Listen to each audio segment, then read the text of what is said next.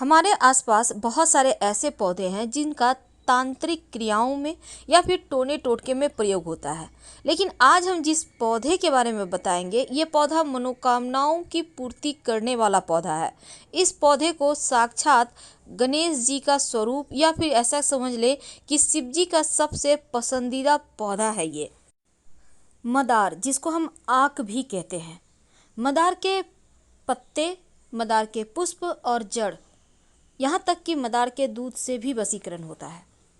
आज हम आपको 3 प्रयोग बताएंगे जिससे आप शत्रु पर आप ये प्रयोग कर सकते हैं। शत्रु शांत हो जाएगा, वो बस में हो जाएगा। प्रेमी प्रेमिका लव रिलेशनशिप में परेशानी है या फिर वैवाहिक जीवन में समस्या है तो भी इसका वशीकरण कर सकते हैं। पूरी तरह से सात्विक है, इसमें किसी को हानि नहीं होगा। और तीसरा, अगर नौकरी व्यापार में परेशानी है तो भी आप वशीकरण कर सकते हैं।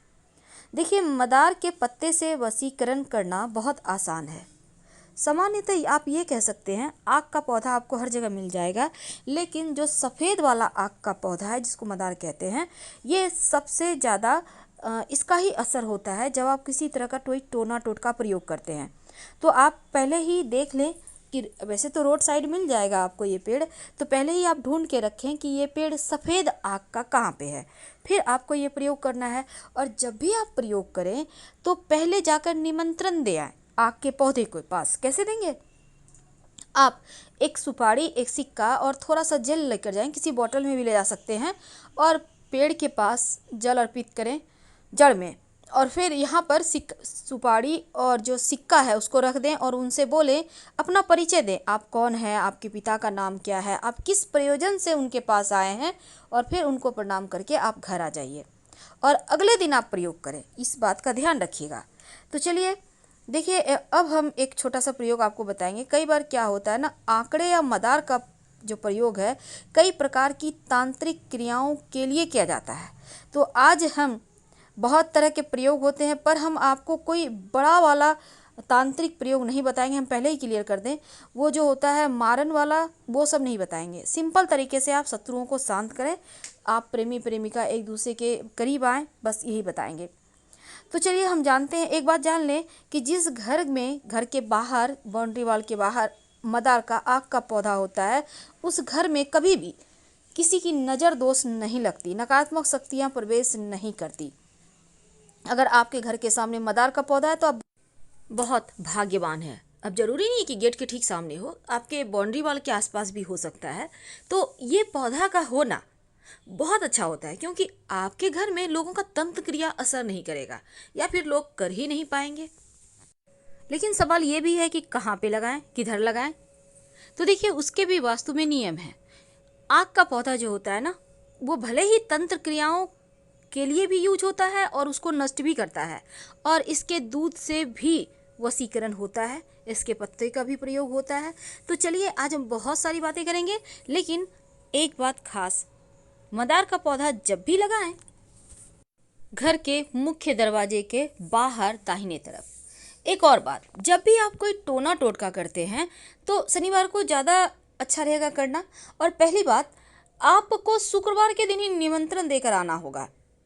आपको एक दिन पहले निमंत्रण जरूर देना चाहिए ताकि आपकी मन्नत वो सुने, विनती सुने। अब जैसे आप किसी को बुलाने जाते हैं तो पहले से फ़ोन कर देते हैं, ठीक उसी प्रकार। तो सवाल ये है कि आप उनको निमंत्रण कैसे देंगे। देखिए, एक दिन पहले आप जाइएगा, 1 लोटा जल, एक सुपारी, एक सिक्का लेकर जल अर्पित कर दें पेड़ की जड़ में। और कभी भी कर सकते हैं, सुबह से शाम तक, जरूरी नहीं है कि भूखे रहना, आप खा पी के भी कर सकते हैं। उसके बाद सिक्का और सुपारी उनके पास रख दें, जड़ के पास, और उनसे हाथ जोड़कर प्रार्थना करें, अपना परिचय दें, आप कौन हैं, आप किनके बच्चे हैं, क्यों आए हैं, और उनसे कहिए कि के साथ। तो सबसे पहले तो आप पहले से निमंत्रण दे के रखिए मदार के पेड़ को, आक के पौधे को। अब इसके बाद आप अगले दिन जाइए और जाकर आपको मदार का सिर्फ पुष्प नहीं तोड़ना, बल्कि जो पुष्प है और उसके साथ जो पत्ते हैं, नए नए जब पुष्प निकलते हैं तो पत्ते उसके साथ बहुत अच्छे से टच किए हुए होते हैं। तो आपको, या बड़े भी खिले हुए पुष्प हैं तो कोई बात नहीं, बस ये कोशिश करना है कि पत्ते भी आपको लेकर आना है। अब इसको लाकर आप, पत्ते और पुष्प लगा हुआ ही रहे, टूटे, उसको तोड़ना नहीं है। अब लाकर हनुमान जी के मंदिर में जाइए। अब हनुमान जी के जो चरणों में सिंदूर होता है, आप उसको थोड़ा सा उंगली से लें और लेकर अपने और उस व्यक्ति का नाम लिखें जिसके साथ आपको रिश्ते बेहतर करने हैं। यानी आप लव का भी नाम लिख सकते हैं यहाँ पर और जीवन साथी का भी नाम लिख सकते हैं। जिसको भी बस में करना चाहते हैं उसका नाम लिखिए हनुमान जी के चरणों के सिंदूर से।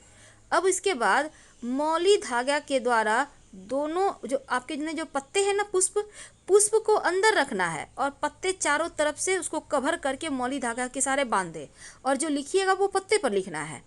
वशीकरण हो जाता है और ये प्रचंड वशीकरण है। इसको करने के बाद आप कहीं मिट्टी में दबा दें, पीछे मुड़कर मत देखिएगा, कभी भी खाली नहीं जाएगा।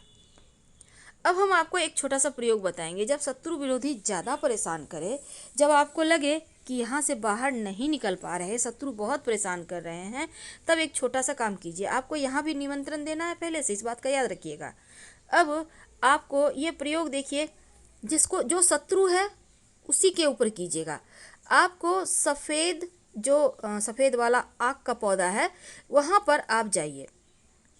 अब पत्ते तोड़िए पौधे के और पत्ते से जो दूध निकलता है उस दूध से आक के पत्ते पर शत्रु का नाम लिखिए। यानी कि आक के पत्ते पर, मदार के पत्ते पर ही मदार के दूध से शत्रु का नाम लिखें और फिर इस पत्ते को वहीं पर ज़मीन के अंदर पेड़ के पास ही गड्ढा करके दबा दें और मिट्टी ढक दें। शत्रु बस में हो जाएगा, शत्रु शांत हो जाएगा और आप फिर परेशान नहीं होंगे।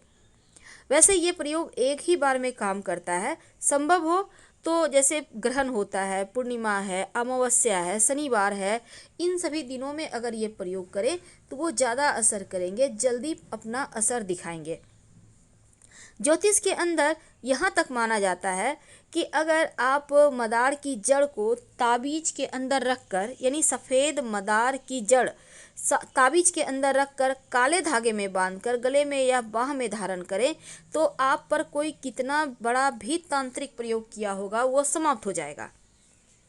तो अगर आपको भी लगता है आपके घर के आसपास किसी ने कुछ किया है तो ये प्रयोग कर सकते हैं और 1 महीना के बाद मिट्टी में दबा दें। तो चलिए सबसे अंत में एक खास उपाय। कई बार क्या होता है, आपके ऑफिस में, आपके व्यवसाय स्थल पर लोग बहुत परेशान करते हैं, कई बार घर में भी लोग परेशान करते हैं। तो ऐसे में एक छोटा सा काम कीजिए। आक के मदार के पत्ते से भी वशीकरण होता है, लोग परेशान नहीं करेंगे। तो आपको मदार के पेड़ की जड़ किसी भी शनिवार के दिन थोड़ा सा तोड़ कर ले आइए, लेकिन पहले शुक्रवार की शाम निमंत्रण दे आइएगा। और इसके साथ ही एक पत्ता भी तोड़ कर ले आइए, आक का जड़ थोड़ा सा और एक पत्ता। अब इसको मदार के जो पत्ते हैं और जड़ है इसको ले आइए। अब इनको पीस लीजिए अच्छे से और फिर किसी मदार के पत्ते को धोकर, यानी कि जो जड़ है उसको पीस लिया, अब मदार के पत्ते को धो लीजिए, उसके ऊपर जड़ को थोड़ा सा घी के साथ रखिए। अब इसका आप तिलक कर सकते हैं, जिसके भी सामने जाएंगे वो बस में हो जाएगा। आप चाहें तो मदार के पत्ते भी पीस लें, मदार का जड़, मदार का पत्ता और थोड़ा सा घी मिक्स करके। ये प्रचंड वशीकरण है। आपके नौकरी रोजगार में भी आपको समस्या नहीं आएगी, कोई भी आपके सामने टिक नहीं पाएगा और ये वशीकरण तिलक है। वैसे तो आप वशीकरण के लिए यहाँ पर आप चाहें तो लाजवंती के पौधे का जड़ भी डालकर, पीसकर डालकर आप प्रयोग कर सकते हैं, इससे भी वशीकरण होता है। तो छोटे छोटे प्रयोग हैं पर इसके असर आपको बहुत लंबे समय तक दिखेंगे। अब देखिए, सफ़ेद मदार की जड़ और पत्ते से जो वशीकरण होता है वो कभी खाली नहीं जाता। तो अगर आप एक छोटा सा प्रयोग करें, जैसे कि एक सफ़ेद का मदार का एक पत्ता तोड़ कर ले आए और पत्ते को घर के बाहर कोने में दबा, जब भी कीजिएगा बस चुप रहना है। अब ये नहीं कि बातचीत कर रहे हैं, प्रयोग कर रहे हैं, बिल्कुल ऐसा ना करें। चुपके से करना होता है टोटका, जैसे कोई टोके नहीं, बातचीत ना करें। और शत्रु वाला आप उपाय जरूर कर लीजिए। बस आक के पौधे के दूध से ही लिखना है आक के पत्ते पर और आक के पेड़ के नीचे ही मिट्टी में दबा देना है। और जितने शत्रु उतने पत्ते पर लिखिएगा, एक ही पत्ते पर सारे शत्रु का नाम मत लिखिएगा। आपको तो पता है जब 10 साल पुराना आक का पौधा हो जाता है तो उसकी जड़ में गणेश जी की आकृति बन जाती है। और ऐसा कहीं आपको मिल जाए तो जरूर घर ले आइए और विधिवत पूजा आराधना करें। आपके जीवन में धन की कमी कभी नहीं होगी। लेकिन इसी आक के पौधे की जड़ को अगर आप शिवलिंग पर अर्पित कर दें और फिर इस जड़ को जो स्त्री संतान की चाहत रखती है वो अपने कमर में सफ़ेद धागा या लाल धागा में बांध कर पहन ले तो 3 महीने के अंदर गर्भाधान होता है, संतान की प्राप्ति होती है। तो ये प्रयोग वैसे तो आप किसी भी पुष्य नक्षत्र में कर सकते हैं, नहीं तो किसी भी सोमवार को शुक्ल पक्ष की